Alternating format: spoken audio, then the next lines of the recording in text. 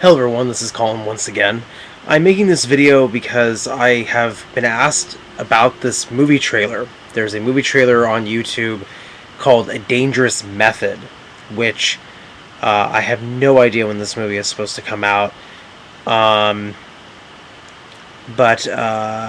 Basically, this is a video adaptation of this book called A Most Dangerous Method, which is a biography done by an author named Jung, and it is a book that chronicles the relationship, the friendship between Sigmund Freud and Carl Gustav Jung, but it adds a third individual that for years has been nothing but a footnote, literally a footnote in the history of early psychology, and that is one Sabina Spielrein.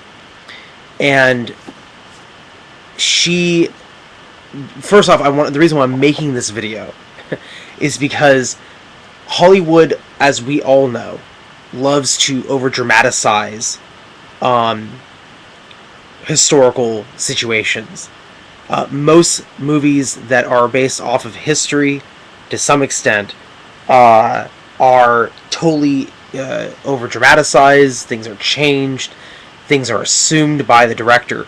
Now, I want to be very clear that the history of this movie is that first the book was written by Jung, and in this book everything is, from my understanding, and I've read the book, is historically accurate. I am not aware of anything in the book that has been challenged by anybody else, any scholar of psychology or the history of psychology. From the book, it inspired a play. And the play is what is being adapted to screen, not necessarily the book. The book was the inspiration for the play, called The Most Dangerous Method, or I believe they actually called it something else. I think the play was called something else, I don't remember now. But now they're making this movie, and this is basically based off the play. Now, it's a fascinating story. Now, the reason why I want to talk about this is I want to talk about what really the story is about. So this is a spoiler, okay? Just warning now, if you don't want a spoiler, don't watch this video. But I feel like I needed to make this video because I've read the book, and I could see by watching the trailer, and I'll post a link in the description section to the trailer. And I'm going to try and do this as a video response. I don't know if the I'm looking at the video right now. It's I don't know who uploads these trailers here on YouTube. It's the user is Vip Victor NR1. So I'm going to try and do this as a video response, but I don't know if the person will accept it, because I feel like maybe I'm raining on their parade. But anyway, the story is fascinating because before I read this book, I had no idea about this. Like I said, Sabina Spielrein has literally been a footnote. The movie seems to depict Carl Gustav Jung and Sigmund Freud becoming friends, and then there's this woman that apparently Jung has an affair with. That's the gist of the trailer, and that's not giving away anything. You can see that in the trailer. Jung is married, of course, to his wife Emma, and apparently Freud gets dragged into this drama of him actually having a extramarital sexual affair with this woman Sabina, and Freud gets dragged into it because Freud, of course, is basically the mentor, if you will, for Carl Jung. And that's what you get the gist of from the movie. Now, having read the book, I can tell you that 99.9% of this movie is completely over-dramatized, and Hollywood has no historical evidence for anything they depict in the trailer. Except for maybe the meetings, some of the key discussions, but a lot of the depictions of intimacy in relationships, there is no historical accuracy for that. There's no evidence for it, excuse me. What really happened is Sabina Spielrein was a patient of Dr. Jung's, and after she was cured of her mental illness, when Jung was just becoming friends with Freud and corresponding with Freud, and he was still very much part of the mental institution in Switzerland where he was working, she became then his student, and she went on to have her own career as a analyst of psychology. And so why is there any controversy? Well, the controversy is because they did become friends. And what we can tell, because the reason why this book is so important to know about, is that this is based off of the Freud-Jung letters, which I've done a video on that book already. But also, it talks about the missing pieces, because Spielrein kept a journal, and we have found correspondences between her and Jung and her and Freud. So it really fills in the blanks. See, if you just read the Freud-Jung letters, she's alluded to in the letters as being this woman who is spreading rumors that apparently Jung had a extramarital affair with her, and that she's going to have a child by him, and all these things. And Freud just sort of wraps it up for him, and says, "Don't worry about it. I'll take care of this. This is just a rumor." Yada yada yada.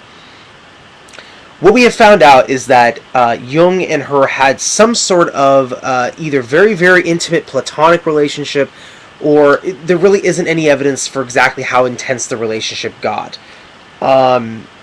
So we know that they had a very friendly relationship with each other. And there's no clear indication that they did anything extramarital. It probably would have been shocking, because this is the Victorian era, or this is the becoming the early 20th century when this is happening. So I always like to joke around and say that this would have been as scandalous for these Europeans at this time if they were holding hands. It would have been a scandal. I'm not making fun of them. I'm just saying that Hollywood just loves to jump to these conclusions, and again, the conclusions that Hollywood comes to, there is no evidence for the conclusions that they come to. And you can see that as depicted in the trailer.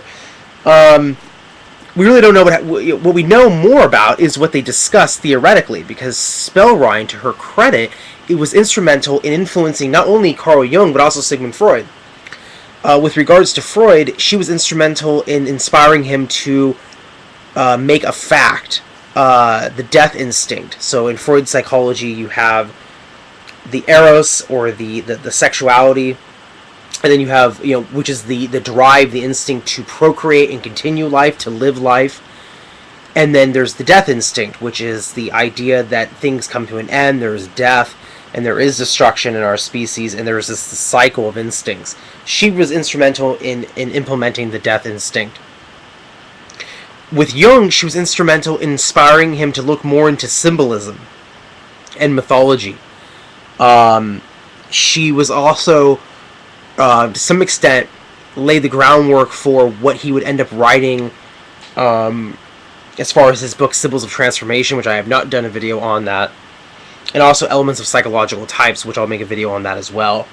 So really, she was behind both of these men as far as helping them lay these infant at this stage, very infant stage, of key elements of their theories. And the thing is that Freud literally just puts her as a footnote in a couple of his books that I will talk about in the near future here, with regards to the death instinct. And Jung gives her credit too, not necessarily in Symbols of Transformation, but in other articles he wrote, he did mention her by name. But to be completely honest, both men sort of brushed her aside and did not give her the credit that she was due. So she seemed like a very bright, intelligent individual. This book really reaffirms her unique and very important place in the history of psychology. And like I said, Jung and her, and then Freud ends up becoming friends with her later after Freud and Jung split from each other as far as being active friends. Spielrein goes and becomes, a student of Freud's, and then, actually gets to know Freud himself. So she was right there in the middle, and to be fair, sort of played both sides. And the book sort of indicates that perhaps one of the reasons why Jung and Freud's friendships went to hell was because of Spielrein to some extent. Not all the blame on her, but certainly there is, to some extent, she found out what both of them were doing, which was, perhaps taking her ideas, not giving her full credit. She was really angry with Freud because she wanted more time to talk during meetings, and she was not given that platform as much as she wanted.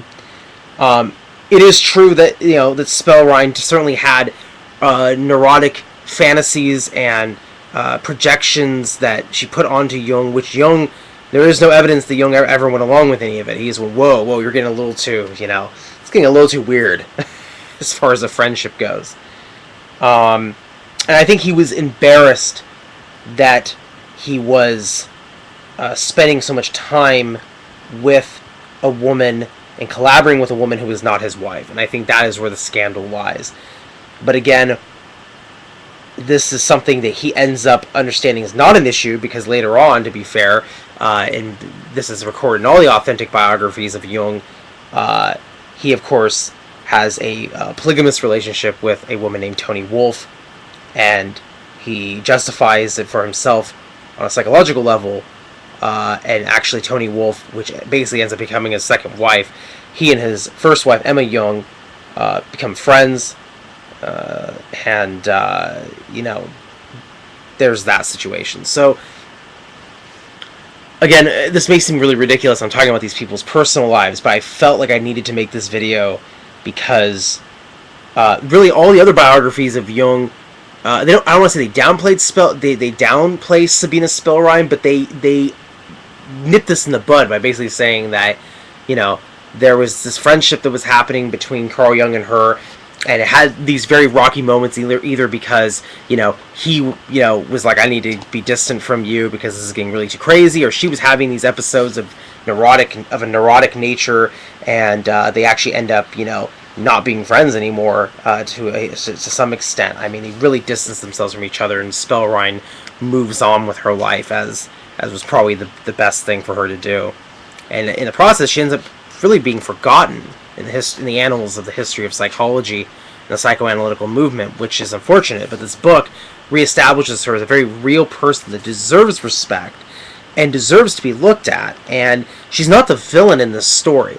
And I'm not trying to allow my bias to come along, because at the end of the day, Carl Jung, Sigmund Freud, all these people were human beings. And human beings will be human beings. Okay. And Carl Jung himself admitted this.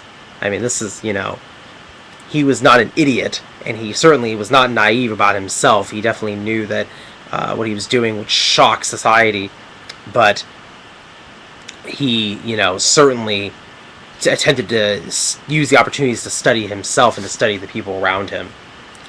So, yeah, I mean, like I said, Spellrein and him, they definitely had some sort of very friendly relationship. But the scholar John Kerr, who wrote the book, indicates that it is not as intense or over-dramatized or as intimate as the Hollywood trailer seems to show. And that, their relationship would have been scandalous because they would have been seen holding hands in public, or something like that. But I think what's more impressive is not so much this issue of intimacy. It's really, what did she bring to the table? How did they respond to her? What was her relationship to them on a professional level and in a personal level as well? But it's like, what did she bring to the table as far as the theories of psychology, and how was she treated as a result? And it's good that this book is coming out. I sort of wish they would have made a movie about Carl Jung that was more along the lines of Memories, Dreams, Reflections, which is his autobiography, which that would have been a trippy movie if they had done that. But alas, Hollywood has to, go with plots that they think will make the most money. And so as a result, you'll get this movie called The Dangerous Method, which you've heard from me. I encourage everyone to read the book. And the cool thing is, I didn't realize this until recently, but my copy, I bought this used, my copy of the book is signed by the author. So, pretty cool. But yeah, before you see the movie, read the book. It reads well, and it's not boring or anything. He keeps the pace really good, and because these facts are not well known to the psychological community, a lot of it is really new to a lot of people, and it fills in a lot of blanks between the relationship between Sigmund Freud and Carl Jung. So I hope this was educational, and I'll probably go see the movie, even though there'll be moments in the movie where I'll be thinking to myself, this didn't happen! Alright, thank you everyone for watching. Peace be with you all.